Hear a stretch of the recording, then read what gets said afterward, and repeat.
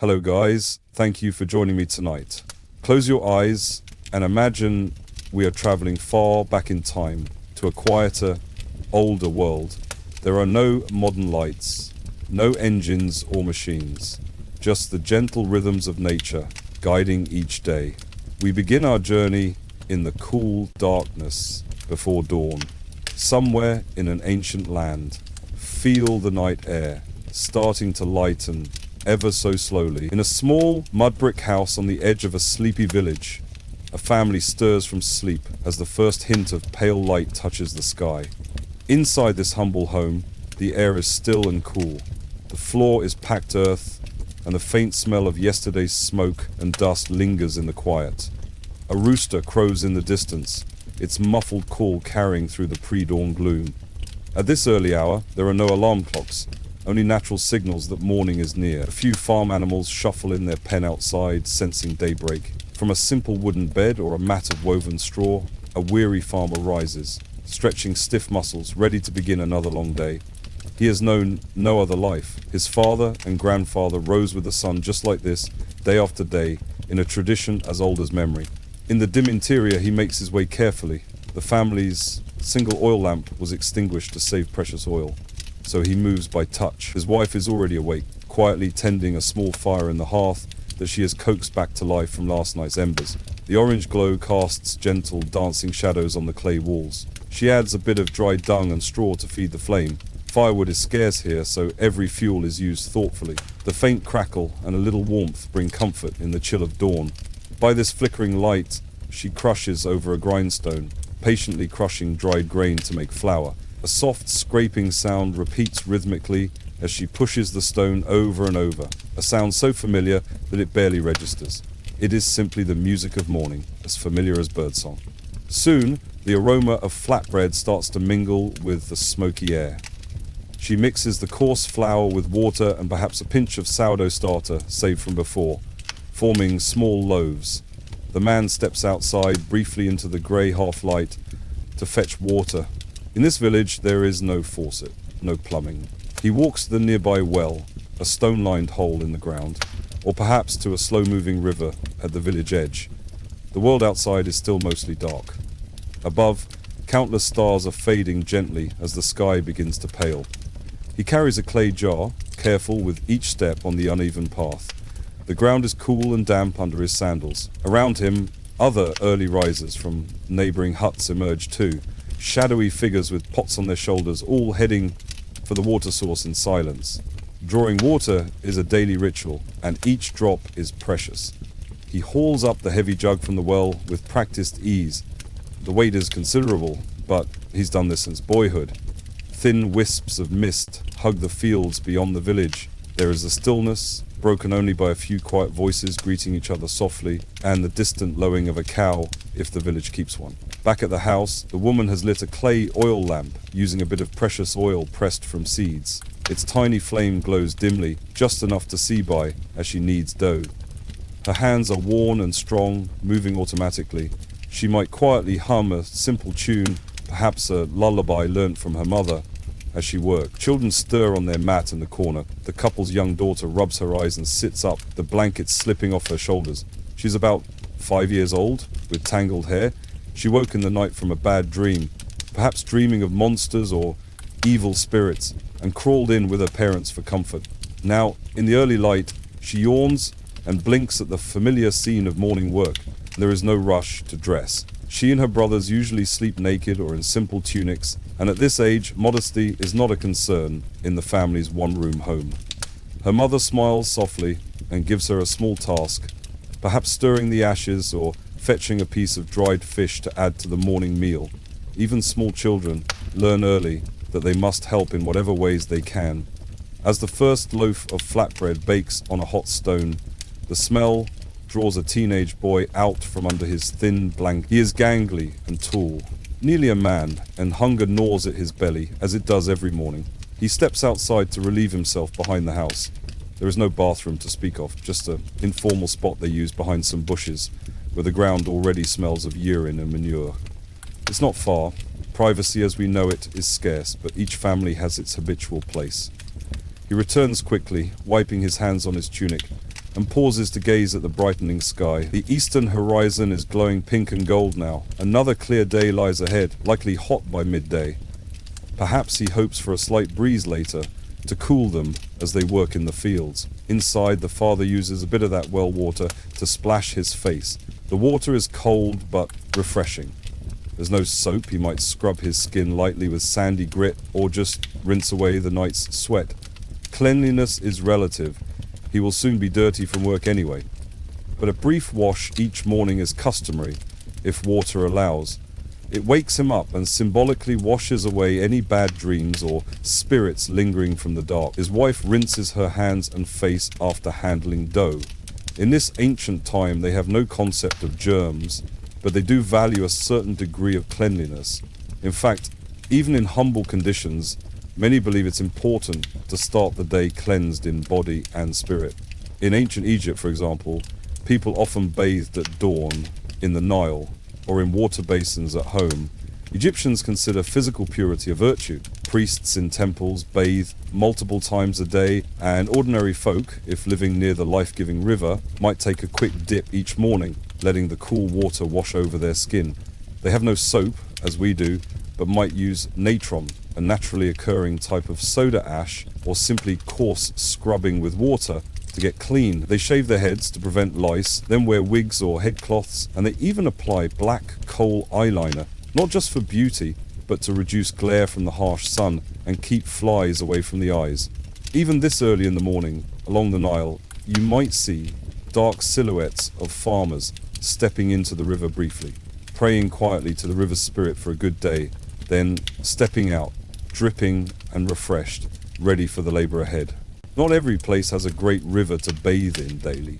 In a drier village in Mesopotamia, water's more precious. People there might bathe fully only occasionally, scrubbing themselves with sand or clay when they can, and anointing their skin with a little oil to keep it from cracking in the sun. They too value cleanliness. An ancient Sumerian proverb says that neglecting one's God is like neglecting one's cleanliness, linking piety with washing. So even if they cannot bathe completely, a Mesopotamian farmer will wash his hands and feet when possible, and perhaps put on a dab of perfume or oil, if he has it, to mask the odor of sweat. In early China, before sunrise, a peasant family wakes in much the same way as our village family. Their houses are modest, walls of rammed earth or woven bamboo daubed with clay, topped by roofs of thatch or tile. In the better-off homes, a courtyard lies at the center, open to the sky, around which rooms for each generation are arranged. In poorer huts, one multi-purpose room with a stamped earth floor is the entire house, often shared with chickens or a pig who might wander in and out. At night in winter, some families in the north heat an earthen bed platform and sleep together on it for warmth. In summer, they throw open wooden shutters to catch any breeze and may even sleep outside on straw mats to escape the stifling indoors. The morning routines there are similar. The family rises with the light. They do not bathe every day. In fact, many believe bathing too often could invite sickness. Still, they have their own hygiene habits. A man might rinse his mouth with tea or chew on aromatic cloves for fresh breath, especially if he is to speak to someone important. Both men and women keep their hair long, tied up in a bun, as cutting it is seen as disrespectful to ancestors. Each morning, they carefully comb and rebind their hair. A Chinese villager might wipe his face with a damp cloth and reapply a bit of scented oil under the arms. The Chinese are meticulous about personal fragrance, using mixtures of lime, cloves and other aromatics as deodorant. Daily bathing might be rare, perhaps once every 5 days is customary, but they make an effort to stay presentable and pleasantly scented. Different lands, different customs, but everywhere people try to start the day in a state of basic cleanliness and order, preparing themselves for what may come. Now the sky brightens further, and morning has truly arrived in these ancient worlds. The quiet village begins to come alive. Thin columns of smoke rise from many huts as hearth fires are fed for cooking. Roosters crow more boldly. A dog barks and is answered by another down the lane. The smells of simple breakfasts drift in the air. Coarse bread baking, maybe a porridge bubbling in a pot, made from barley or millet with a bit of goat's milk if available. These are not lavish meals, just enough to fuel the labor ahead. In our first family's hut, the flatbread is ready. It is hard and chewy, bits of grain husk still in it, but it's warm and filling. The mother divides it among the family. Each person also gets a small handful of dates, or an onion if they have some, something to give flavor. If the family lives in ancient Egypt, along the Nile, there might be a jar of beer as well. This beer is not like a modern drink, but a thick, porridge-like brew made from fermented bread, full of calories and nutrients. They drink it from coarse ceramic cups. Even the children have a weak, diluted version. Beer is a staple safer than river water, which was often foul or carried disease. The father takes a long sip, savoring the slight sourness. It's nourishing and gives a pleasant lightness of heart. In Mesopotamia too, beer is a common breakfast fare, nourishing and filling. They even have a goddess of beer, Ninkasi, to thank for this gift. They drink water or milk when available, but beer is preferred for its flavor and energy. Across the ancient world, most ordinary people start their day with such modest fare. Only the wealthy might break their fast on richer foods, perhaps wheat bread made from fine white flour, a cup of imported wine sweetened with honey, or a handful of ripe fruit out of season. For the majority, daily breakfast never truly satisfies hunger. It just takes the edge off. Many know the feeling of going to work still a bit hungry. They are used to it. That dull, persistent hunger is almost a companion, a background hum in life. Food can be scarce, especially in the lean season before harvest. In some years, families scrape the bottom of their storage jars. They bulk out bread with whatever they can, acorn flour, mashed beans, even ground up weeds or grass seeds in the worst times. Parents often sacrifice their own portions so the children get more. They teach the young ones to eat slowly and make it last. Complaining won't conjure more food, so everyone learns to ignore the rumbling belly and simply carry on. After this simple meal, the family prepares to head out to their tasks. There are no clocks to dictate the hour, but they gauge time by the slant of sunlight and the routines of nature. The sun is now peeking over the horizon, painting the sky in pastel colors. Morning has fully arrived. The farmer dons his work clothes, which might be nothing more than a kilt or loincloth, in a hot climate like Egypt. His torso is bare and already glistening slightly with sweat as the day warms. In cooler regions or seasons, he wears a wool tunic, perhaps with patches where it's been mended many times. Clothes are not plentiful. He likely has only 1 or 2 sets, all handmade by the women of the family. The cloth is rough and scratches a bit. As he steps out, he slips on simple sandals woven from reeds. Many go barefoot, but he has to walk on rough ground in the fields, so the sandals help protect his feet. His wife wraps a worn linen shawl around her head to shield from dust and sun. She wears a plain dress, really just a length of homespun, undyed fabric, belted at the waist. It's stained from years of kitchen smoke and outdoor chores. Despite her efforts to wash it in the river occasionally, soap as we know it is scarce. She might use lye from ashes for laundry or scrub with sand, but clothes never regain a bright color. Being clean, to them, doesn't mean immaculate. It means not visibly caked in dirt or overpoweringly smelly. They accept a bit of dirt and sweat as part of life. In many ancient societies, personal cleanliness is achieved without modern soaps or daily showers. People wash when they can. Egyptians scrubbed their bodies with a paste of ash and clay, then rubbed fragrant oils into their skin to moisturize and perfume it. In Rome, centuries later, in the classical age, communal bathing will become a daily social ritual, but here, in earlier times, bathing might simply mean jumping in a river or sitting in a wooden tub if one is available. Generally, most people wipe themselves down with a damp cloth and occasionally use oils or herbal rinses. Everyone smells of sweat, smoke, and earth to some degree. That is the backdrop scent of life. Only the very wealthy can afford to smell of imported incense every day or to change into freshly laundered garments frequently. Most have just a few sets of clothes that get worn until they are truly filthy, then washed and worn again. Now the village lanes grow busier. A small group of farmers heads out together toward the fields, tools over their shoulders. Our farmer joins them, exchanging a few friendly words. They discuss the weather, the state of the crops, maybe share news heard from a neighboring village. A traveling peddler might have passed through with a rumor of events in the wider world. Most villagers will live and die knowing only the nearest towns and hearing only faint echoes of distant kingdoms beyond the hills. But those echoes, a rumor of war far away, or tales of a temple festival in the city, still spark their imagination as they work. The fields they walk to might be a short distance or a few miles away. If this is Egypt, they are heading toward the flat, fertile land by the Nile, where their plots lie in the rich, dark soil left. If Mesopotamia, they move toward canals that channel precious water from the great rivers Tigris or Euphrates to their crops. They carry simple plows, hoes, and sickles. Some have oxen to pull a plow, others, poorer or farming very small plots, till the earth by hand. The sun climbs higher and the day quickly grows warm.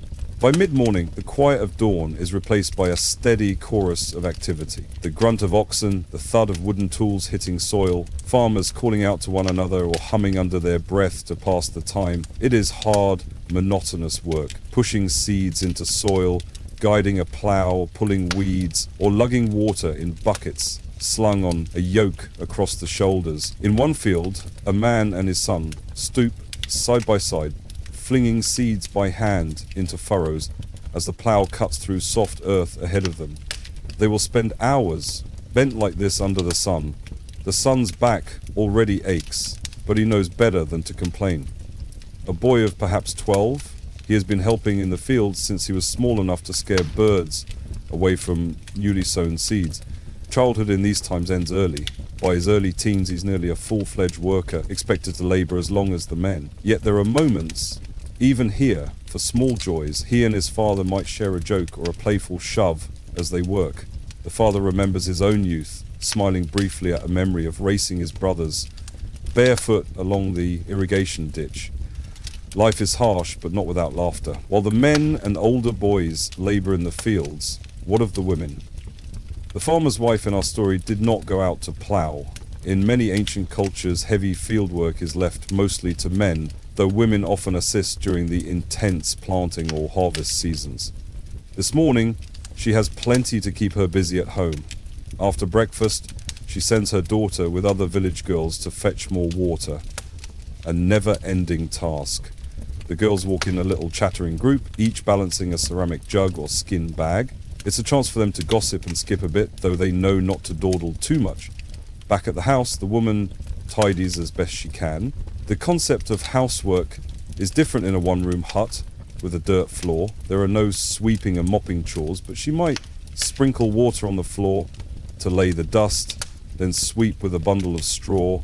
She must also tend any animals they own, perhaps a few chickens that need grain or a goat that needs milking. If they have a cow, the teenage son would have milked it at dawn. Without one, goat milk provides a little nourishment. She strains the fresh milk into a pottery jar and sets it in the coolest corner of the house, knowing it will sour quickly in the heat. Nothing goes to waste. Sour milk can still be drunk or made into a simple cheese by letting it curdle further. Then comes one of her main daily tasks, grinding grain and preparing the next meal. The morning's bread was just a start. More bread must be made for later, and perhaps a pot of stew to simmer for hours. She kneels again at the grindstone, a saddle quern, and pours a heap of emmer wheat or barley onto it. Using a smooth handheld stone, she grinds it back and forth. It is laborious. Flour dust rises and coats her arms and face. She will do this for at least an hour or two, grinding enough flour to feed her family for the day. In ancient texts from Sumer and Egypt, the grinding of grain is often used as an example of tedious labor. It wears one down physically. Kneeling all day to grind can make a woman's knees permanently calloused and her back bent. If she's lucky, perhaps a teenage daughter or a servant helps take turns, but often it's solid, yet she might not think to complain. Her mother and grandmother did the same. It is simply what everyday life means for a woman in these times. By late morning, the sun grows intense. In Egypt, under a cloudless sky, the fields shimmer with heat. Farmers pause to wipe sweat from their brows. The Nile's water glints in the distance, and some irrigation ditches across the fields nearby. Occasionally, a man stops to drink from a goatskin water bag he brought, or refills it from a canal if the water looks clear enough. They cannot see microbes or truly know why foul water makes one ill, but through trial and error they know that stagnant or dirty water can sicken you. Still, thirst in this heat often trumps caution, and many will gulp down the earthy tasting water, hoping for the best. In Mesopotamia, the sun in summer is equally unforgiving. Out in a Babylonian field, a laborer ties a cloth around his head to keep off the sun and continues to swing his hoe, breaking up clods of dried mud left from the last flood season. The Tigris doesn't flood as gently as the Nile. It can be unpredictable and violent. So these farmers often work in a mix of hope and fear. Hope for enough water, fear of too much. A prayer might be muttered to the water god or local river spirit to protect their crops. In many ancient societies, personal cleanliness is achieved without modern soaps or daily showers. People wash when they can. Egyptians scrub their bodies with a paste of ash and clay, then rub fragrant oils into their skin to moisturize and perfume it. In Rome, centuries later, in the classical age, communal bathing will become a daily social ritual. But here, in earlier times, bathing might simply mean jumping in a river or sitting in a wooden tub if one is available. Generally, most people wipe themselves down with a damp cloth and occasionally use oils or herbal rinses. Everyone smells of sweat, smoke and earth to some degree. That is the backdrop scent of life. Only the very wealthy can afford to smell of imported incense every day or to change into freshly laundered garments frequently. Most have just a few sets of clothes that get worn until they are truly filthy, then washed and worn again.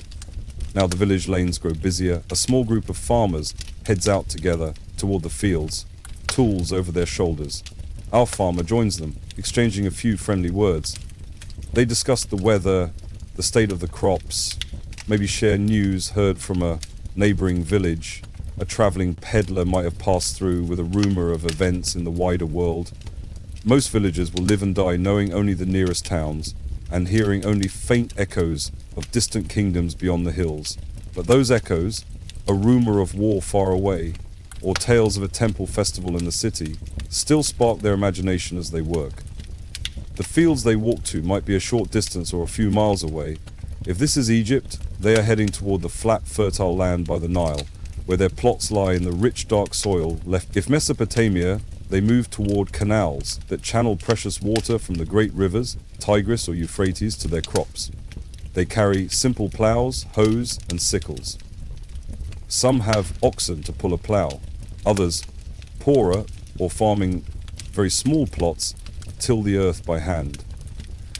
The sun climbs higher, and the day quickly grows warm. By mid-morning, the quiet of dawn is replaced by a steady chorus of activity, the grunt of oxen, the thud of wooden tools hitting soil, farmers calling out to one another or humming under their breath to pass the time. It is hard, monotonous work, pushing seeds into soil, guiding a plow, pulling weeds, or lugging water in buckets slung on a yoke across the shoulders. In one field, a man and his son stoop side by side, flinging seeds by hand into furrows as the plow cuts through soft earth ahead of them. They will spend hours bent like this under the sun. The son's back already aches, but he knows better than to complain. A boy of perhaps 12, he has been helping in the fields since he was small enough to scare birds away from newly sown seeds. Childhood in these times ends early. By his early teens, he's nearly a full-fledged worker, expected to labor as long as the men. Yet there are moments even here for small joys. He and his father might share a joke or a playful shove as they work. The father remembers his own youth, smiling briefly at a memory of racing his brothers barefoot along the irrigation ditch. Life is harsh, but not without laughter. While the men and older boys labor in the fields, what of the women? The farmer's wife in our story did not go out to plow. In many ancient cultures, heavy field work is left mostly to men, though women often assist during the intense planting or harvest seasons. This morning, she has plenty to keep her busy at home. After breakfast, she sends her daughter with other village girls to fetch more water, a never-ending task The girls walk in a little chattering group, each balancing a ceramic jug or skin bag. It's a chance for them to gossip and skip a bit, though they know not to dawdle too much. Back at the house, the woman tidies as best she can. The concept of housework is different in a one-room hut with a dirt floor. There are no sweeping and mopping chores, but she might sprinkle water on the floor to lay the dust, then sweep with a bundle of straw. She must also tend any animals they own, perhaps a few chickens that need grain or a goat that needs milking. If they have a cow, the teenage son would have milked it at dawn. Without one, goat milk provides a little nourishment. She strains the fresh milk into a pottery jar and sets it in the coolest corner of the house, knowing it will sour quickly in the heat. Nothing goes to waste. Sour milk can still be drunk or made into a simple cheese by letting it curdle further. Then comes one of her main daily tasks, grinding grain and preparing the next meal. The morning's bread was just a start. More bread must be made for later, and perhaps a pot of stew to simmer for hours. She kneels again at the grindstone, a saddle quern, and pours a heap of emmer, wheat or barley onto it. Using a smooth handheld stone, she grinds it back and forth. It is laborious. Flour dust rises and coats her arms and face. She will do this for at least an hour or two, grinding enough flour to feed her family for the day. In ancient texts from Sumer and Egypt, the grinding of grain is often used as an example of tedious labor. It wears one down, physically. Kneeling all day to grind can make a woman's knees permanently calloused and her back bent. If she's lucky, perhaps a teenage daughter or a servant helps take turns, but often it's solitary. Yet she might not think to complain. Her mother and grandmother did the same. It is simply what everyday life means for a woman in these times. By late morning, the sun grows intense. In Egypt, under a cloudless sky, the fields shimmer with heat. Farmers pause to wipe sweat from their brows. The Nile's water glints in the distance, and some irrigation ditches cross the fields nearby. Occasionally, a man stops to drink from a goatskin water bag he brought, or refills it from a canal if the water looks clear enough. They cannot see microbes or truly know why foul water makes one ill, but through trial and error they know that stagnant or dirty water can sicken you. Still, thirst in this heat often trumps caution, and many will gulp down the earthy tasting water, hoping for the best. In Mesopotamia, the sun in summer is equally unforgiving. Out in a Babylonian field, a laborer ties a cloth around his head to keep off the sun and continues to swing his hoe, breaking up clods of dried mud left from the last flood season. The Tigris doesn't flood as gently as the Nile. It can be unpredictable and violent, so these farmers often work in a mix of hope and fear. Hope for enough water, fear of too much. A prayer might be muttered to the water god or local river spirit to protect their crops. If we travel in our imagination now to another part of the ancient world at mid-morning, we find a different scene. Far to the east, in early China, perhaps during the Han Dynasty, there too, in countless villages, peasants are laboring under the sun. In the humid south, a family stands ankle-deep in flooded rice paddies, planting out bright green seedlings by hand. The water reflects the sky like a mirror, and the mud squelches warm between their toes. In the north, where wheat and millet are the staple crops, farmers in straw hats and short jackets guide iron-tipped plows pulled by oxen, turning the soil for planting.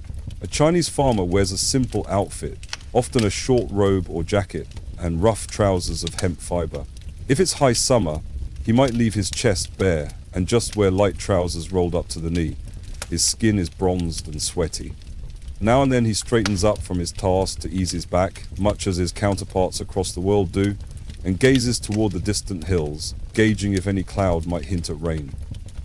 His wife may be in the field as well, especially if it's planting or harvest time, their infant child strapped to her back with cloth. In many cultures, when extra hands are needed, women toil alongside men in the fields. It's not unusual to see a new mother pausing her work under the shade of a mulberry tree to nurse her baby, then returning to hoeing rows while the child, retied snug against her, dozes to the jostling motion of her mother's labor. Such sights are common and unremarkable. Life and work are utterly intertwined. Across all these lands, a shared reality emerges. No one glances at a wristwatch or clock tower to schedule their day. Time is the sun's journey overhead, the length of shadows, the routine of animals. People roughly divide their day by nature's cues: dawn, midday when the sun is highest, dusk when the light fades. Without mechanical clocks, daily rhythm is a flow guided by necessity and daylight. Work continues as long as there is usable light. Let's shift our view now to an ancient city, for not everyone lives in a country village. Imagine midday approaching in a bustling city like ancient Babylon, or Athens in Greece, or Rome in its early days. The city wakes later than the countryside. While farmers have been at work since sunrise, urban shopkeepers might just be opening their eyes.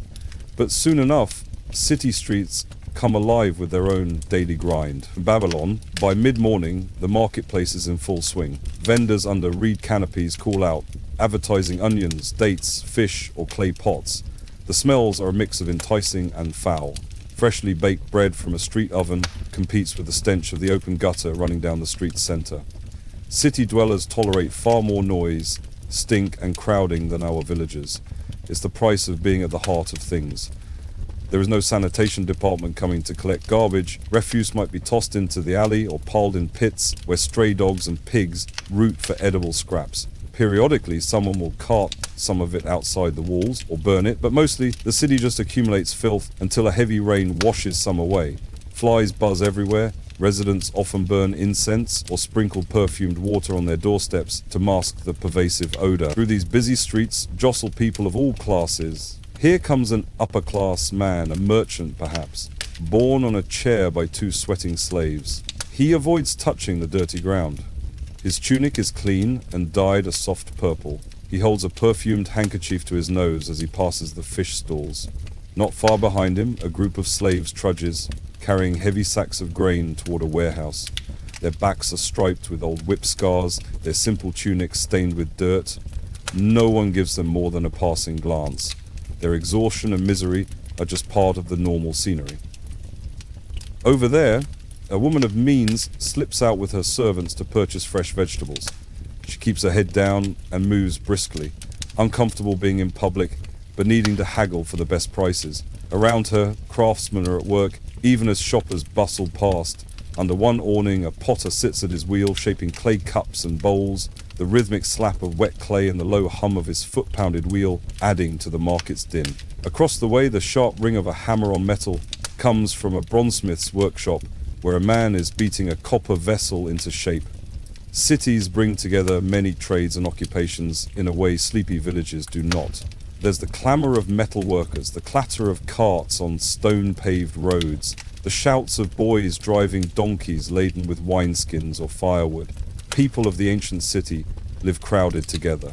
In Rome's later era, multi-story tenement buildings called insulae will house dozens of families in cramped apartments, rickety structures where the poor rent single rooms and share a courtyard well and latrine with constant risk of fire or collapse. Even in earlier cities, housing is dense. Narrow, winding alleys with dwellings on either side, often 2 stories tall if the materials allow. The wealthier live closer to city centres in sturdier homes, while the poor build huts or reed houses wherever there is space, even up against the city walls or in dried riverbeds. Privacy is nearly non-existent. You can hear your neighbours arguing or babies crying through thin walls, yet there is a sense of community in that closeness. Women borrow a pinch of salt or a few embers from next door when their fire goes out. Neighbours know each other's business, they celebrate together at festivals and band together in crises, but also gossip and occasionally quarrel. It is a vibrant, teeming existence, full of human interaction. Meanwhile, in Athens, the agora, the public market and meeting place, becomes quieter by midday as morning business wraps up. People head home for a rest or perhaps stop at the gymnasium to exercise and socialize if they have time to spare.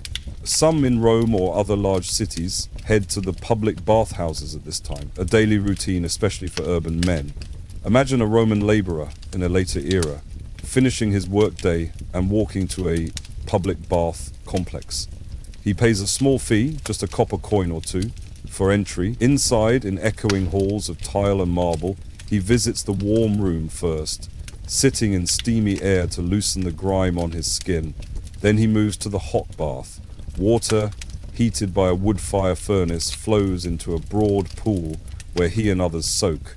By lamplight, they chat quietly about the day's news or simply sigh in relaxation. After sweating and soaking, our bather rubs himself with oil and then uses a strigil, a curved metal scraper, to slough off the oil, sweat and dirt, a cleansing practice common in Greece and Rome since soap is scarce. Finally, he plunges into a cool pool, leaving him feeling refreshed and clean. He might enjoy a brief massage from an attendant or buy a cup of cheap wine from a vendor at the baths.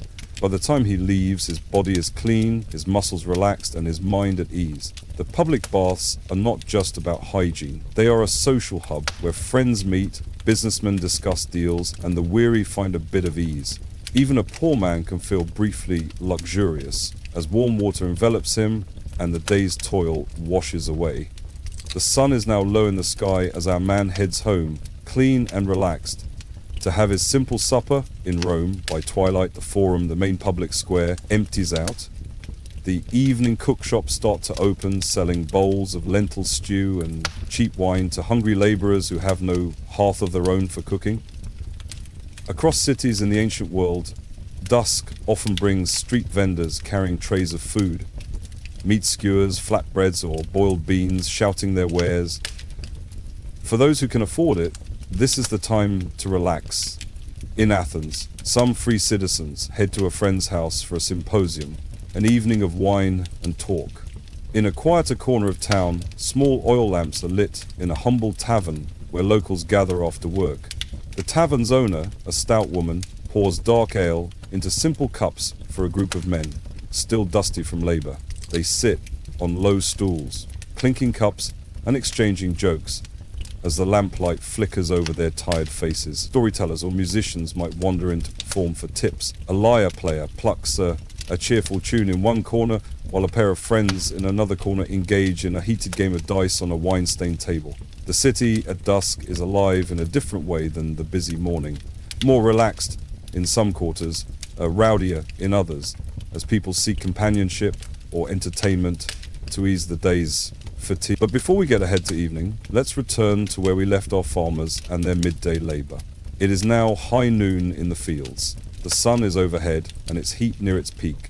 In the fields, farmers seek any bit of shade to eat a small midday meal. Our farmer and his fellow laborers retreat to the shadow of a few acacia trees or the side of an irrigation ditch, where reeds grow tall and cast a dappled shade. They unwrap some food if they have it, typically whatever was left from breakfast, perhaps another hunk of bread, a few figs or olives traded from a neighbor, and water to wash it down. In an Egyptian field by the Nile, they might also have a clay jar of diluted beer to share, as beer is often taken even midday for strength. They eat quickly, and then some lie back on the ground for a short rest, hats over their faces. The sound of cicadas buzzes incessantly in the summer heat. A few men chat softly about their hopes for the harvest or about family matters. One mentions his wife is expecting a baby soon. He's anxious but hopeful. Another grizzled older farmer, skin leathered by sun and time, gives a reassuring smile, but quietly thinks of how many babies he's seen not survive their first year. Infant mortality in these times is heartbreakingly high. Everyone has witnessed it, and every family dreads it. It's common for parents to hold back a bit of their heart in the first days of a newborn's life. As cruel as that might sound, they know how fragile those days are. In ancient Rome, for instance, a baby was not formally named or fully accepted into the family until about a week after birth, 8 days for girls and 9 for boys. This was a practical response to the sad reality that so many newborns died in those initial days due to unknown ailments or birthing complications. If a child survived to that naming ceremony, where they would receive a charm called a bulla to wear for protection, then the parents might breathe a little easier. But even beyond infancy, childhood is fraught with peril. Perhaps only half of all children born will live to see adulthood. Diseases like diarrheal illness from bad water, respiratory infections, malnutrition, and accidents carry off countless little ones. The farmer, resting under the tree, surely remembers the children he and his wife have lost, Many evenings he has come home to find his wife cradling a lifeless infant, tears silently streaming down her face. There were no doctors or hospitals to intervene, just the village midwife and the God's mercy. They buried those children in a small plot near their home, sometimes marking the grave with a mound of stones or covering the tiny body with a broken clay pot for protection. Some cultures bury infants right under the household floor to keep them close, even in death. Others leave them in sacred woods or fields, hoping a deity will guide their spirit. The grief is real and deep, but such losses are so common that society develops ways to cope. People might say it was the will of the gods, or this child was too pure for this world and was called back to the ancestors, trying to find meaning in the tragedy. They mourn, but life forces them to move on quickly. There are other mouths to feed and chores that cannot wait. Still, if you look closely at an ancient parent's face, you might see that quiet sorrow etched in the lines by their eyes. A sorrow they carry but seldom speak of openly. Let us imagine now a different scene occurring around this midday time. In a dark, cool, interior room of a house nearby, a woman is in labor. While the men toil in fields or workshops, women also face perhaps the greatest physical trial of life in this era, childbirth. It can happen at any time of day, but let's say this one is happening now while the sun blazes outside. Inside, the air is tense and hushed. The pregnant woman, maybe in her late teens or early 20s, lies on a straw-stuffed mattress, sweat beading on her forehead, despite an older woman fanning her gently. She has been in painful labor since early morning. Around her, experienced women gather, the local midwife and a couple of older neighbors or kin.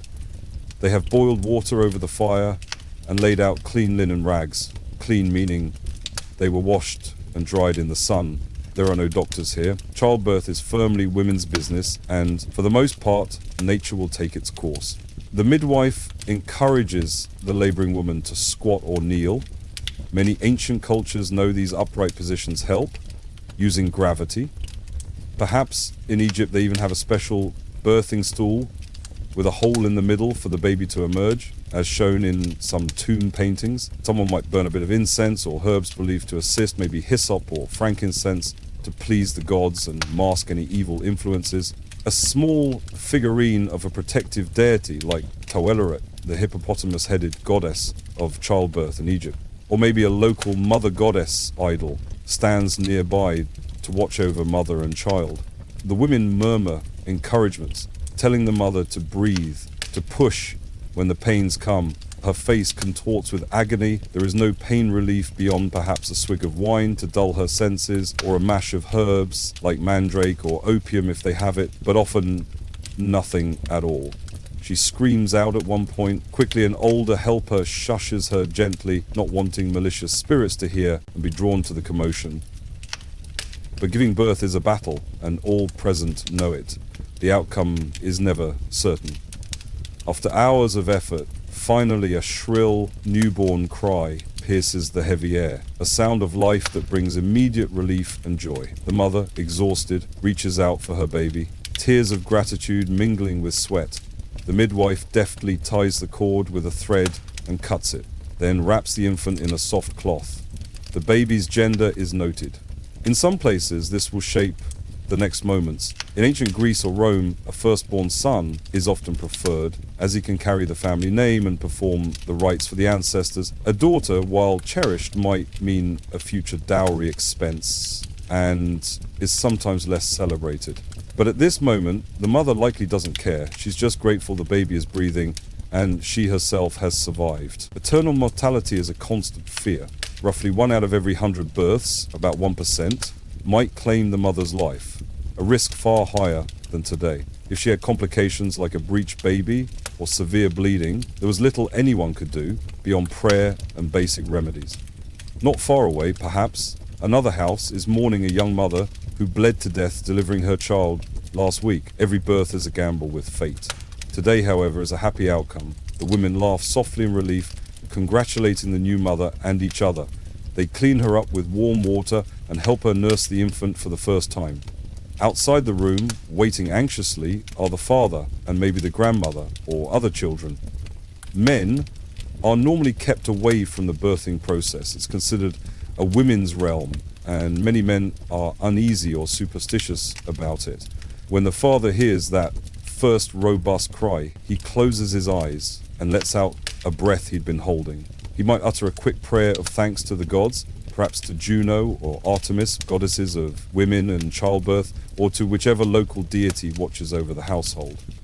He steps in quietly, and the sight of his tiny newborn son or daughter in its mother's arms moves this tough farmer to a rare moment of tenderness. He gently strokes the baby's cheek with a work-rough finger. Maybe he cracks a nervous little joke to hide his emotion, and the women chuckle.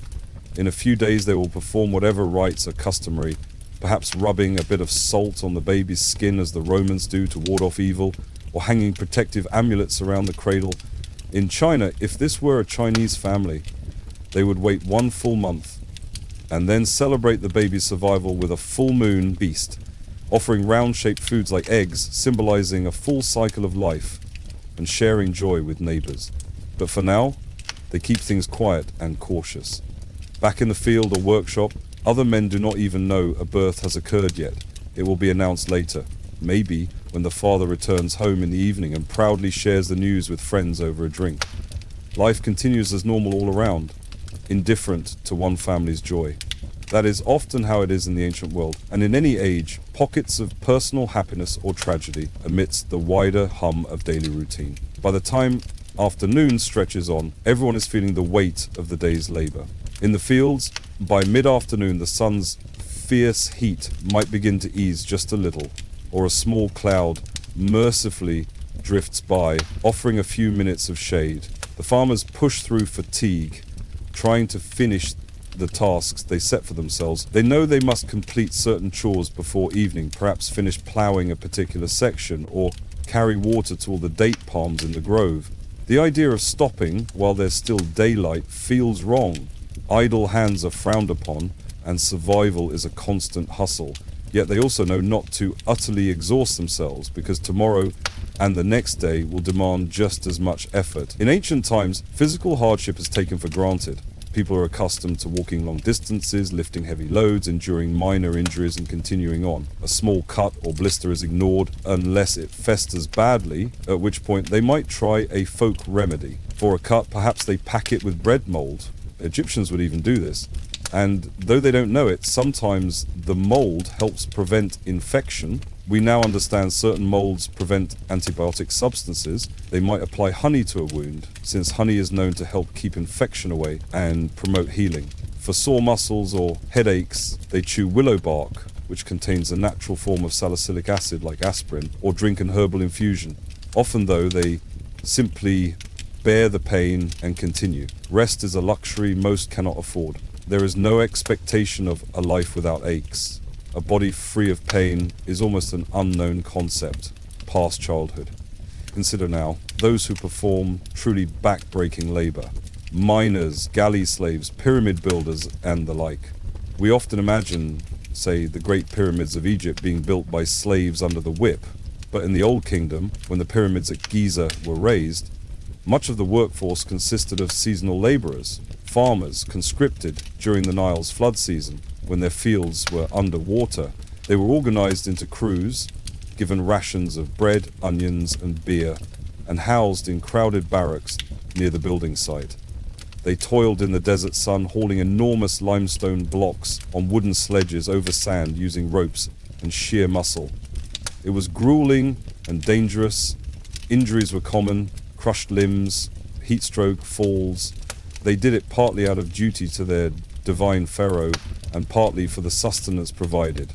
Archaeologists have found remains of their simple meals and even their skeletal remains near the pyramids, some bearing the marks of arthritis and healed fractures. Their graves sometimes had inscriptions praising their work and loyalty. This reminds us that even labor considered monumental or heroic was, at the individual level, just daily drudgery, and one haul at a time, one drop of sweat after another. In Mesopotamia, imagine workers in a brick-making yard outside Babylon. They dig clay from pits by the riverbank, mix it with chopped straw for strength, press it into wooden molds, then tip the newly formed bricks out to dry in the sun. It is hot, filthy work. They are covered in mud, their clothes cake stiff with dried clay, their lungs full of dust.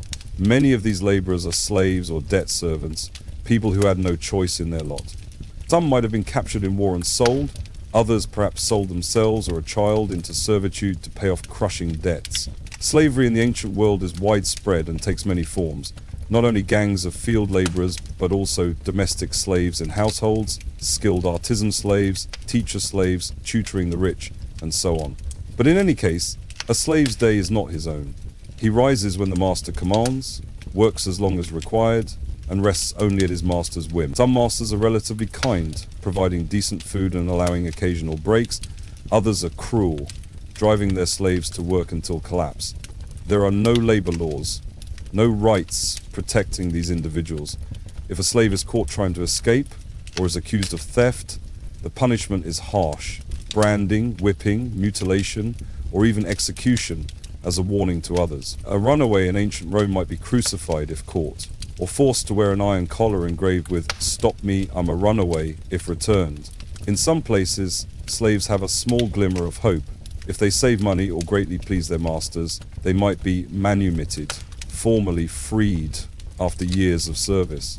But for many, it is a life sentence from which only death releases them. Let's picture one particular slave, a young woman in Athens. She was not born a slave. She recalls dimly her early childhood in a far-off village in Thrace, but raiders or pirates came, and she was taken and sold on the market block in the city. Now, she's a household slave in a moderately well-off Athenian home. Her daily life starts before dawn too. She must grind grain for the family's bread. The same onerous task our farmer's wife performed, here the wealthy mistress spares herself and assigns it to the slave. She bakes the bread in a clay oven, fetches water from the public fountain, and tends the hearth. If her master's children are young, she doubles as their nursemaid, constantly on her feet, rocking a baby or chasing a toddler around to keep him safe. She also spends hours at the loom, weaving the family's linen and wool into fabric for clothes and blankets, a job that truly never ends, since cloth wears out quickly with the rough washing methods and daily use, and more is always needed. If she seems slow or fails at a chore, her mistress might slap her or punish her by withholding food. The slave has no recourse. The law in most ancient cities explicitly states that slaves are property and masters can discipline their property as they see fit. Only rarely, much later in Roman times, do we see any laws that slightly curb a master's absolute power, and even those are seldom enforced. Usually a slave's life is entirely at the mercy of another's will. Despite this grim existence, slaves often form close bonds with each other, or even with some members of the household. That Athenian slave girl might sing the same lullabies to her master's baby that her own mother sang to her. She finds bittersweet comfort in continuing her culture quietly in those songs. In snatched moments, maybe at night when the house is asleep, she whispers in her native language to another slave as they lie on thin mats in the kitchen corner. They share memories of home, perhaps a bit of gossip about the household, and dreams of freedom. These human connections, friendships, surrogate family ties, are what keep them sane in a life otherwise defined by toil and subservience. As the afternoon turns toward evening, the light begins to soften. The quality of shadows shifts, growing longer and golden. Our farmer in the field straightens up, placing a hand on his lower back, which aches dully. The field is looking decent, the seeds are in, or the weeds have been cleared, or the irrigation channels patched up, whatever tasks needed doing today. He squints at the sun's position, judging that it's a couple of hours before sunset. Time to start wrapping up.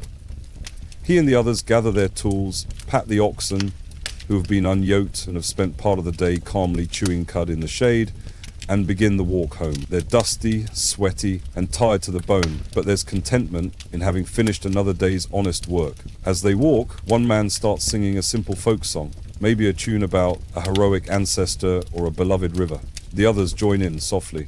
These songs have been passed down for generations and make the work lighter.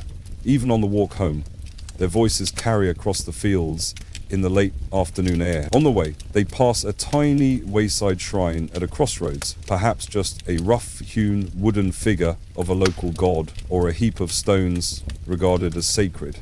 It's common throughout the ancient world to place little offerings at such spots. The farmers pause. Although they have nothing extravagant to give, our farmer takes a pinch of salt from a pouch at his belt, salt he earned as part of his wages, and sprinkles it at the shrine, murmuring a prayer of thanks for the day's labor and a plea for tomorrow's safety and success. Another man places a few wildflowers he picked along the path. These are small gestures, but they reflect a deeply ingrained piety. He, like his peers, is deeply religious in a matter-of-fact way. Religion isn't confined to a weekly service or philosophical discussion. It permeates every aspect of daily life. The boundary between the sacred and the mundane is thin.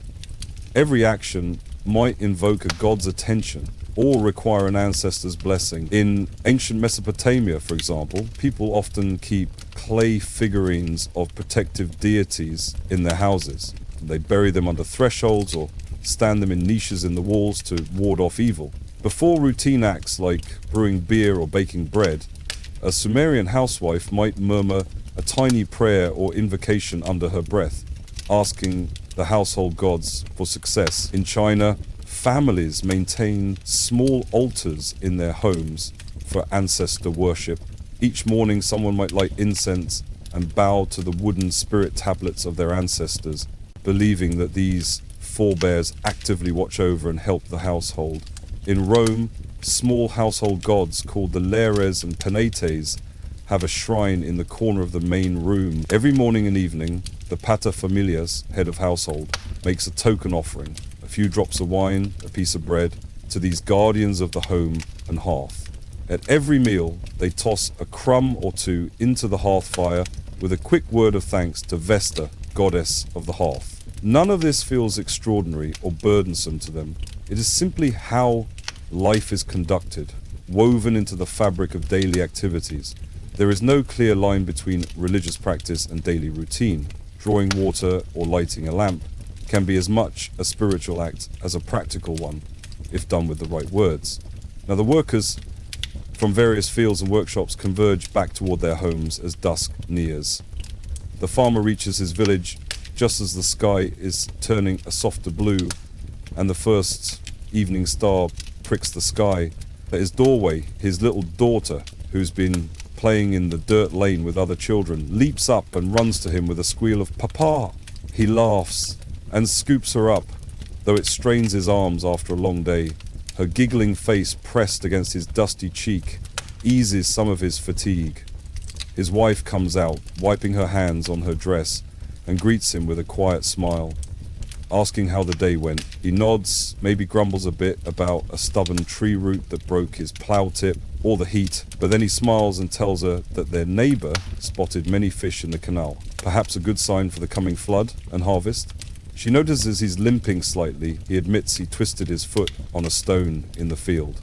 Immediately she guides him to sit on a low stool outside the door. She fetches a bowl of water and gently washes his dusty feet. They are calloused and cracked with a fresh cut on one ankle. She applies a simple poultice of mashed herbs she knows, perhaps crushed garlic or onion, which can help prevent infection, or a paste of barley and honey to keep the wound clean. These home remedies are all they have, and often they do help. He sighs with relief as the cool water and her caring hands soothe him. The little girl tugs at his sleeve, eager to tell about her day, how the neighbor's goat had twins, or the funny shape of a cloud she saw. He listens with a tired smile, grateful to be home in one piece and surrounded by his family. Meanwhile, in our imagined ancient city, craftsmen and shopkeepers are also closing up their shops. In Babylon, market stalls are being covered with mats or shutters for the night. In Athens, as mentioned, the agora has emptied, and now perhaps a few philosophers or idlers remain under the colonnades discussing the events of the day. In one corner, Socrates, if it were the 5th century BCE, might be seen engaging youths in debate under the fading light, but our focus is on ordinary folks. A baker in a side street scrapes out his oven after selling out the day's bread, banking his fire for tomorrow's early baking.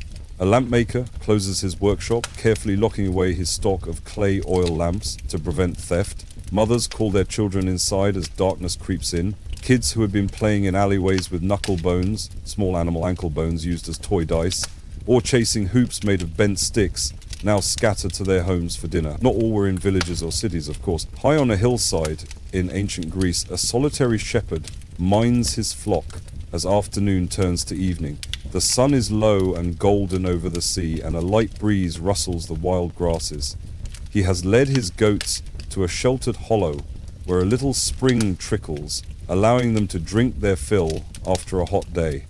Now the animals graze calmly on the slope as the sky starts to tint with sunset colors. The shepherd, a young man in a rough wool cloak, reclines against a stone and pulls out a simple flute he carved from a reed.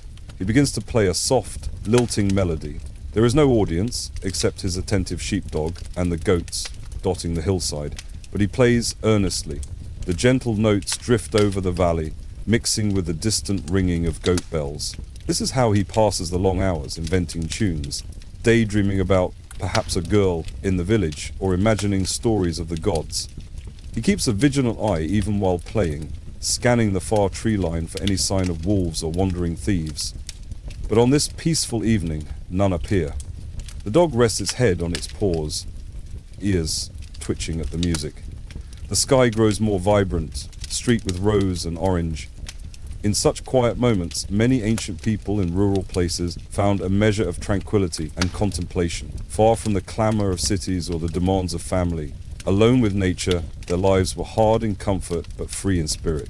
The shepherd's tune, ancient and wistful, echoes softly until he puts away the flute, gathers his flock, and heads back to the fold as twilight falls, humming a little as the first stars come out above. As dusk settles in the village, the farmer's family prepares their supper. The mother has been busy while the men rested, tending the fire and simmering a pot of stew.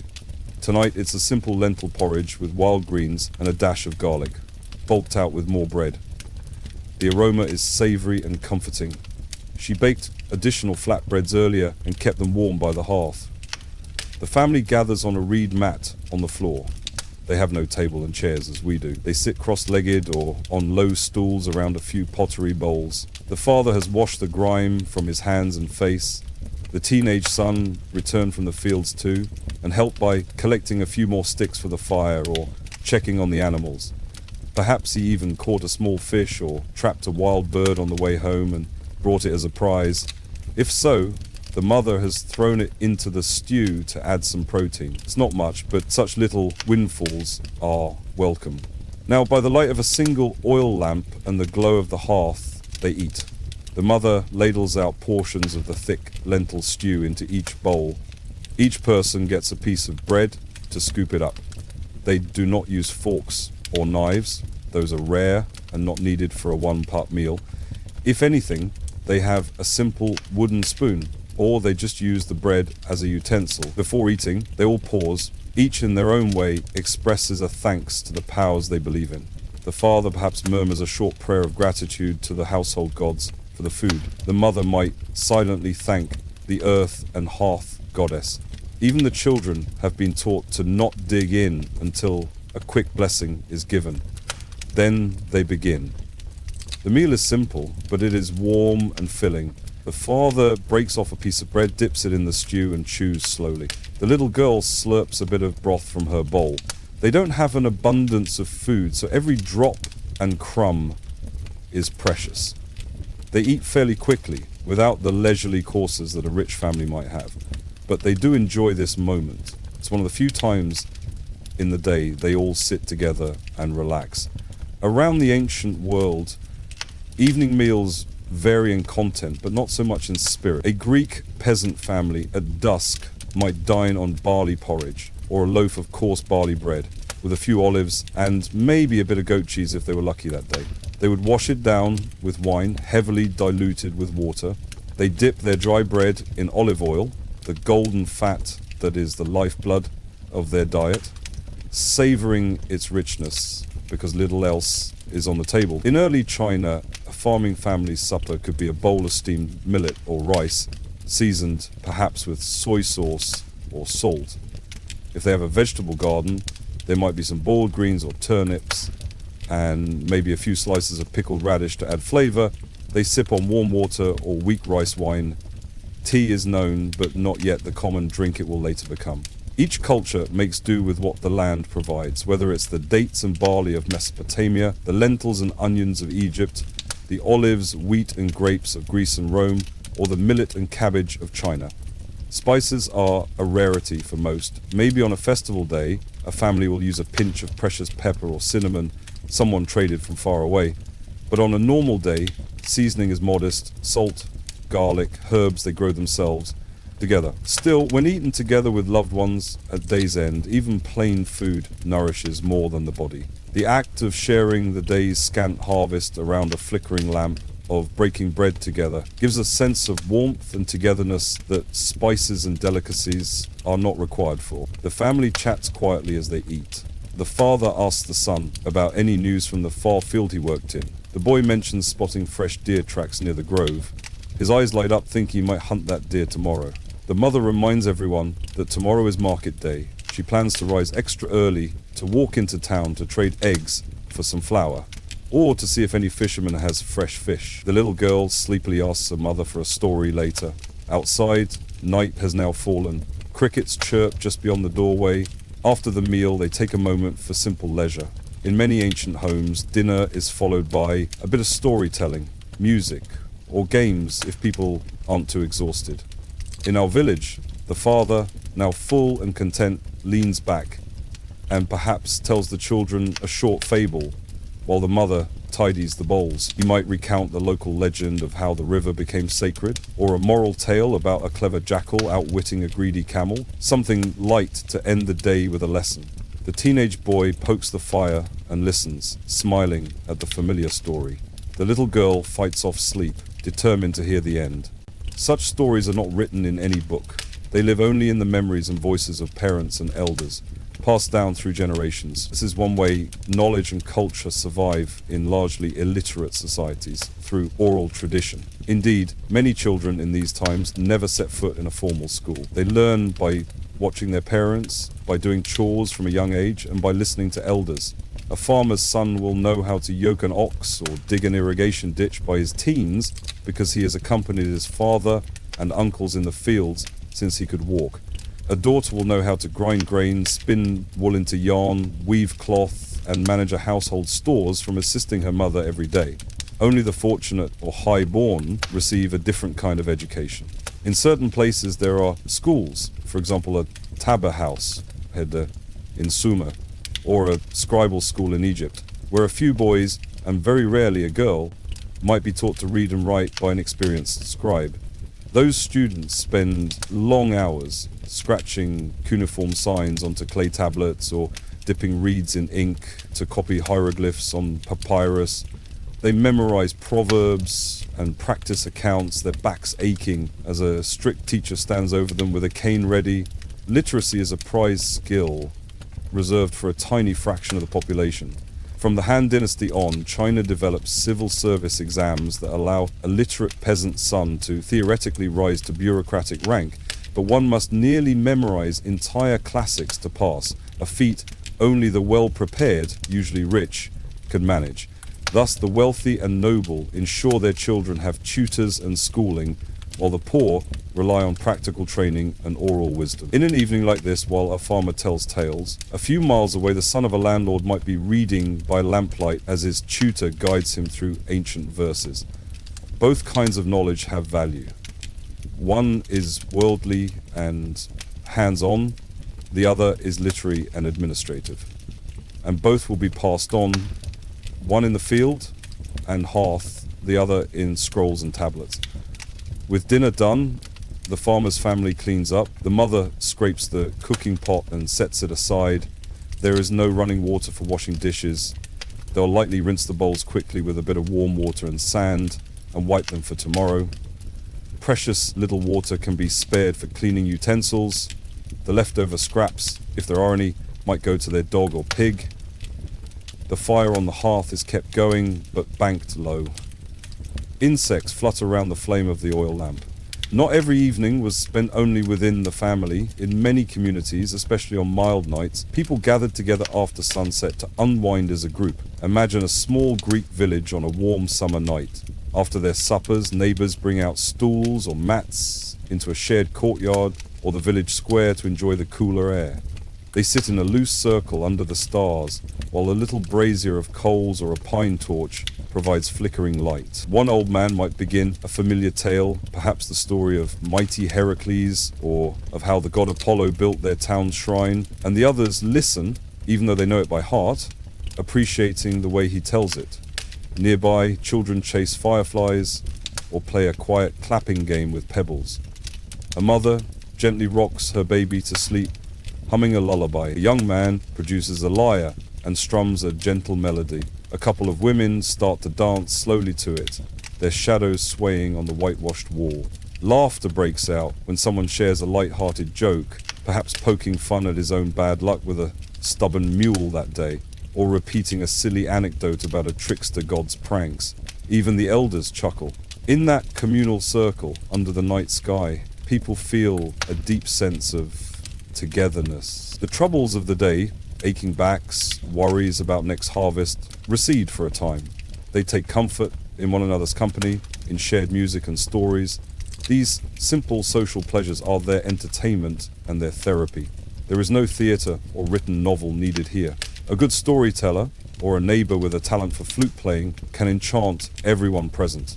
Such evenings strengthen the bonds among them. When hardship inevitably comes, a sickness in one family, a roof that needs rebuilding, they will remember these moments of unity and come together to help because they have laughed and sung side by side. As darkness deepens, households one by one retire for the night. The mother in our family coaxes her little girl to lie down. The child protests sleepiness. She wants to hear just one more tale, but soon her eyes droop. The boy banks the hearth fire. He covered the glowing coals with ash to keep them alive till morning. People are careful with fire. Making a new fire from flint and tinder each morning is tedious, so it's better to keep some embers smouldering overnight. He sets a clay cover over the fire pit, or places a few big chunks of charcoal that will burn slowly. The interior of the hut is lit now only by the dull red glow of those coals, and the faint moonlight silvering through the doorway. They have one oil lamp, but they extinguish it to conserve oil. Better not to waste expensive lamp oil when they're going to sleep soon. The family all sleeps in the same room. Privacy as we think of it doesn't exist. The parents and children roll out reed mats or unfold wool blankets in their respective corners of the single space. The father might have a simple wooden bed frame, or perhaps only the thinnest of mattresses separating him from the floor like the rest. If the night is cold, they layer on cloaks or spare cloths for warmth. If it's hot, they lie on top of mats in just a loincloth or shift. The night is temperate. They have no pillows, maybe a bundled cloak under the head, but they are used to it. The little girl curls up beside her mother on a mat. The teenage son has his own mat near the door. The father says a final short prayer into the darkness, thanking the household gods for getting them through another day and asking for protection through the night. Many families place protective amulets or symbols around the sleeping area, perhaps an eye amulet to ward off the evil eye, or a sprig of a holy herb under the pillow to keep nightmares away. They draw comfort from these rituals. Gradually, their breathing evens out, as one by one they drift into sleep. They are accustomed to sharing their sleeping space not only with each other, but with some unwanted guests. Pests like fleas and bedbugs are common. It's likely that as they settle down, someone will scratch at an itchy flea bite. A mother might spend a few minutes plucking lice from her child's hair by the firelight, an act of care repeated in every culture, grooming the little one for comfort. Such minor nuisances are accepted as normal. If a sleeper becomes too itchy from a bite, they may murmur and roll over, scratching in their sleep, then quickly fall back into slumber. No one jolts awake in horror over a bug. They've known these tiny companions all their lives. Outside, the village is mostly silent now. Perhaps a few dogs bark in the distance, or goats rustle in their pen. The sky is a breathtaking spectacle, undimmed by city lights, an infinity of bright stars glinting. The Milky Way arches overhead as a thick ribbon of silver, and familiar constellations rise. The people know these star patterns well. They navigate and time their activities by them. An old farmer, unable to sleep, might step outside and note that Orion's belt is just peeking above the eastern horizon, meaning winter is coming. The stars also inspire stories. Across different cultures, myths are attached to constellations. The Mesopotamians see a hero fighting a bull, the Greeks a hunter and a great bear. the Chinese a celestial dragon, but to our tired family, the stars right now are simply a quiet comfort, distant lights watching over the sleeping earth. If we travel our imagination across continents, we'd find similar scenes. In a prosperous Roman house in the city, a wealthy family also retires around now, though their beds might have frames of wood and rope, topped with soft mattresses of straw or wool, and they sleep in separate rooms if space allows. They too murmur prayers to their household spirits and to Jupiter for the day's fortune. A lamp might be left burning in the hall for a while, and a household slave makes final rounds to ensure all doors are barred against intruders. In a Chinese town, the night watchman walks the streets, clacking wooden clappers to signal the hour and to let any lurking thief know that eyes are on guard. Families there secure their courtyard gates and perhaps set a bamboo screen at the entry. Inside, they lie on wooden bedsteads. Some northern families have heated brick beds, a kang that radiate warmth from earlier cooking fires, a welcome comfort on chilly nights. They too might leave a little lantern lit to honor the household ancestors through the dark. So far we have seen everyday life was full of toil, simple pleasures and close family bonds, but we should also remember that fear was a near constant companion in these times. Along with the labour and love, there was the ever-present spectre of violence and disaster. We touched on the dangers of war, how a village might be here one day and in ashes the next, due to raiders or conquering armies. People lived knowing that human cruelty could descend without warning. One moonless night, perhaps not far from our village, the quiet could be shattered by the distant howl of warriors.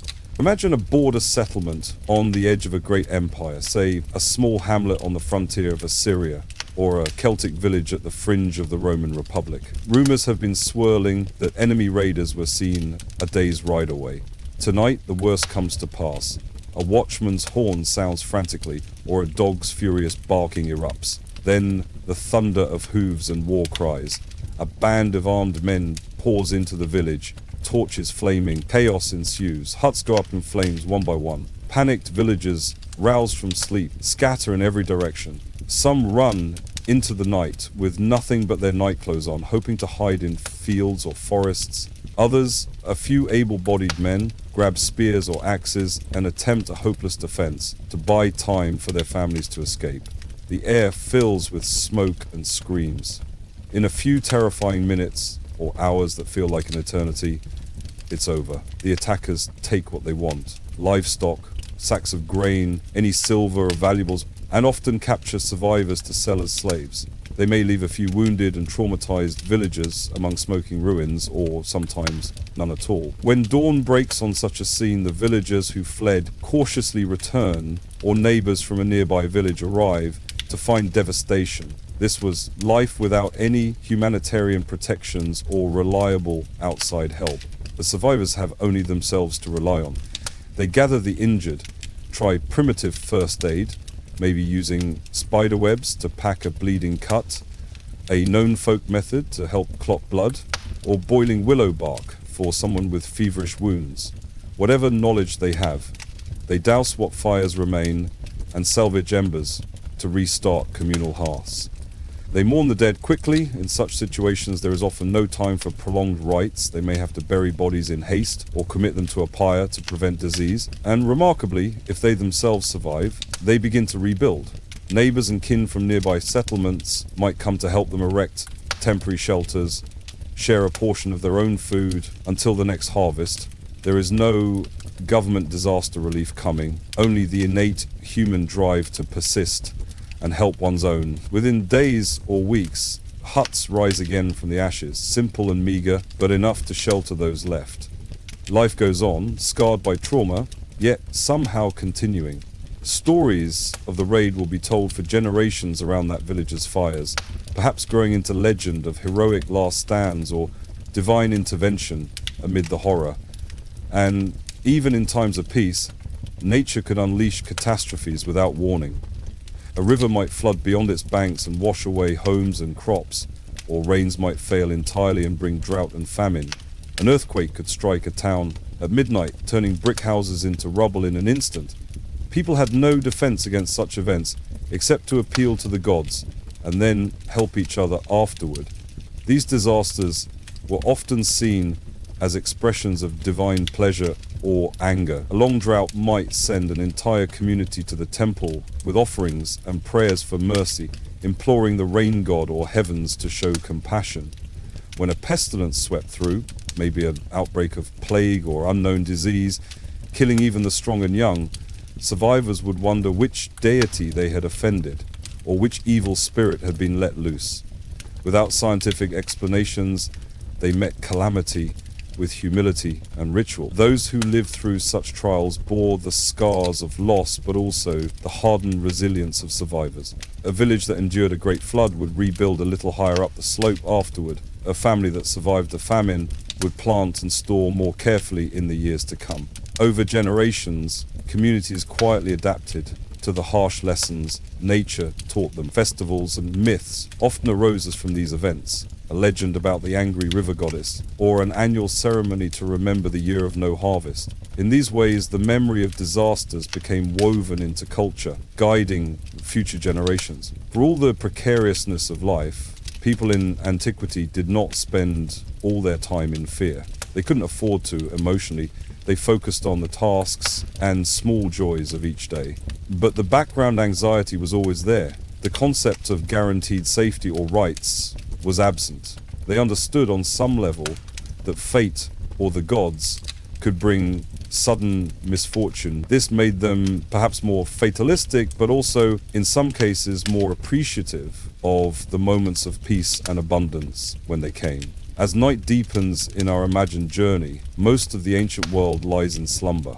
Let's picture the world at midnight. In a quiet Egyptian village, all is dark, save for the faint glow from a temple brazier on the horizon and the brilliant canopy of stars overhead. Along the Great Wall on China's northern frontier, a Han Dynasty soldier stands at watch under the cold moon, wrapped in a padded coat, eyes straining to see any movement on the steppe.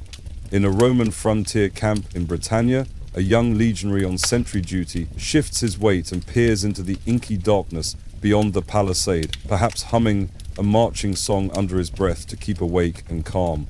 We haven't talked much about soldiers, but they too are part of everyday life. Armies made of ordinary men, and sometimes women in disguise, who have their own daily routines of marching, drilling, setting camp, and waiting, punctuated by brief episodes of terrifying combat. Let's briefly join that Roman legionary on guard. The night is cool and silent, except for the distant hoot of an owl. He is tired from a day of building fortifications, but he must remain alert until his watch ends. Standing on the wooden guard tower, he gazes up at the same stars his family back in Italy can see, and he feels a wave of homesickness. He fingers a small charm hanging around his neck, a piece of his child's hair or a lucky amulet from his mother, and whispers a quiet prayer to Jupiter or Mars to protect them and himself. Out in the darkness, a twig snaps, his muscles tense, and he grips his spear, heart pounding. A moment later, a fox scampers into a patch of moonlight, sniffing around the camp's refuse heap. He exhales in relief. It's a false alarm tonight. The war horn does not sound. His fellow soldiers continue snoring in their tents behind him. This young soldier looks at the far tree line and imagines shapes. Could be enemies, but likely just imagination. The night is long, and with no one to talk to, his mind wanders. He thinks of the taste of his wife's cooking, the sound of his children's laughter, the familiar hills of home. He blinks away a tear or two. He's a tough legionary, but alone under the vast sky, he allows himself a moment of longing. Then he steels himself and focuses on the task. A fellow sentry down the line softly begins humming a familiar tune, a lilting song that many in the Legion know from back home. The soldier quietly joins in, mouthing the words.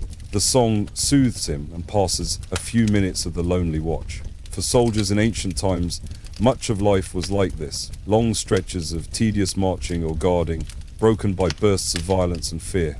They lived under harsh discipline, ate their rough rations of salted meat and barley, joked with their comrades to keep morale, and dreamed of getting home safe, and maybe with a bit of plunder or land for their service. Many did not get that happy ending, but some did. Tonight, our soldier just hopes to see another dawn. Eventually, his relief comes to take over the watch. He wraps himself in a thin blanket and lies on the hard ground, staring up at the wheeling stars until sleep overtakes him too. In moments like this, beneath armor and rank, he is just a tired young man in need of rest, not so different from the farmer or the shepherd. Back in our village, the night passes peacefully. Perhaps one member of the family wakes in the middle of the night. It's common actually for people in pre-modern times to have two sleeps, with a period of quiet wakefulness in between. If the father wakes after a few hours, he might poke the fire, step outside to relieve himself under the sparkling sky, and maybe check on the animals. Sometimes people use this midnight interval to think, pray, or make love before drifting to their second sleep until dawn. Tonight, maybe the mother wakes briefly because the baby fusses.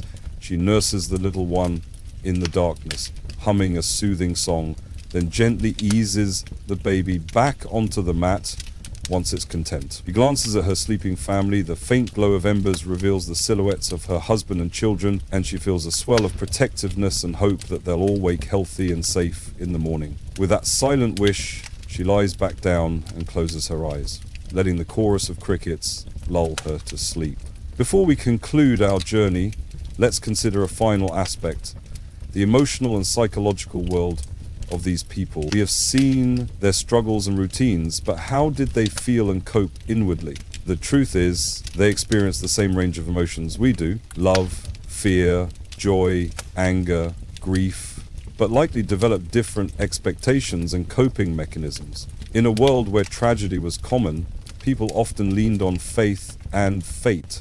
They told themselves stories about the God's will or fortune's wheel to make sense of misfortune. They might not have had a word for stress or anxiety, but they certainly felt it. A mother anxiously watching her child for signs of sickness, a farmer unable to sleep because of worrying about the failing rains, a soldier trembling before battle but steeling himself with thoughts of honor or duty. One coping mechanism was certainly religion and superstition, which provided a framework of meaning. If a disaster struck, one could seek solace, thinking it was part of a divine plan or punishment that might be alleviated through rituals. Another coping mechanism was community and family, the knowledge that if one suffered a loss, neighbors would come with comforting food or help rebuild a house, that one was not alone.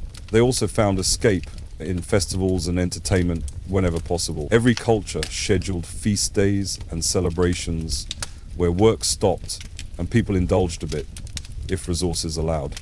Drinking, dancing, playing games, wearing their best clothes, maybe participating in a procession or watching performers. These occasions broke the monotony and gave psychological relief. An ancient Egyptian farmer, for example, looked forward to the end of the harvest when the festival of Opet or some local feast might occur. He'd get to travel to the city, see the temples bright with decorations, maybe take his family to watch priests carry the statues of the gods down the street amid music and singing. Such memories would sustain him through harder days. We often have modern romanticized images of antiquity, grand pyramids, fearless warriors, elegant philosophers in white robes. Those existed, but they were the exception, not the rule, in daily life. The reality was more humble and earthy. The pyramids were built by thousands of sweating workers whose names are forgotten. Warriors might be celebrated in epics, but most of their time was spent hungry, marching, and scared. And when wars ended, they returned to farming if they survived. Cleopatra, often pictured as eternally glamorous, probably had days when the Egyptian heat made her sweat off her kohl eyeliner, and her head throbbed from a headache or bad teeth, just like any other person. The marble forums and temples of Rome were indeed splendid, but just a few streets away were slums where the smell of garbage and smoke filled the air, and people lived 8 to a room. The movie versions of antiquity show shiny armor and beautiful costumes, but an average person's clothing was plain, homespun, and usually not thoroughly washed.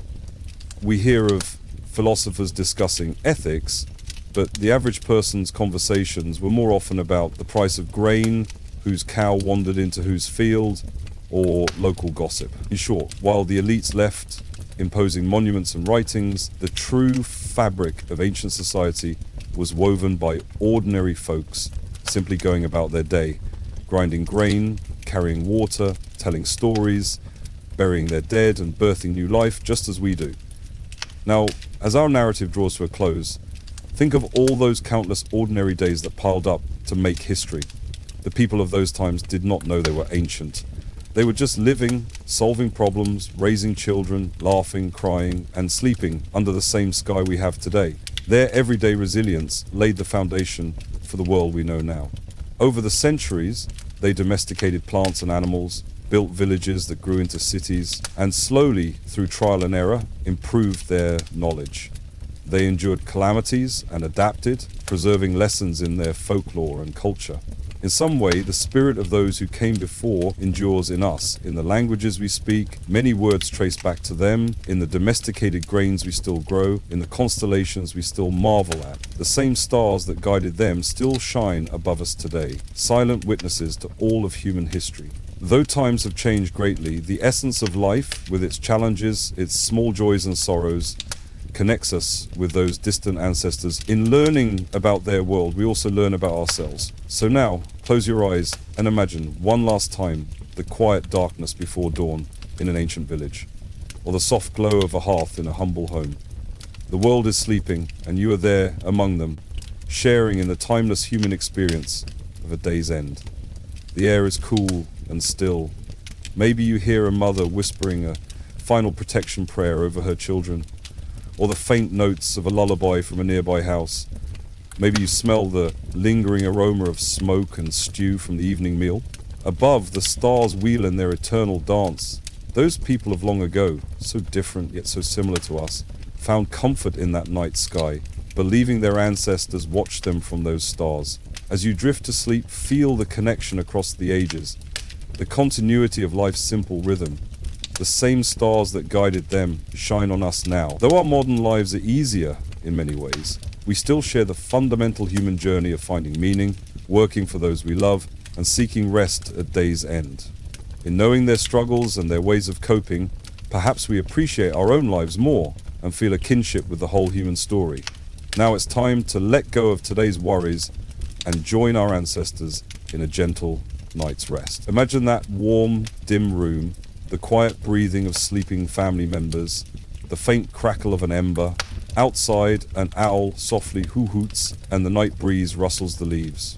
You are safe, and the world is settling into peace, as it has for countless generations before. Nothing more is needed of you tonight except to rest and restore your strength. Thank you for coming on this journey with me. Close your eyes, feel the weight of the blankets like the comforting weight of a simple cloth under an ancient roof, and know that just as those before us endured and found hope in a new dawn, you too will rise to a new day when morning comes. For now, though, let all the burdens slip away. In this quiet moment, you are connected across time to all those sleepers in history, sharing the same need for safety and dreams. The world of long ago bids you good night. Sleep deeply, wrapped in the soft echoes of the past. Good night and sweet dreams.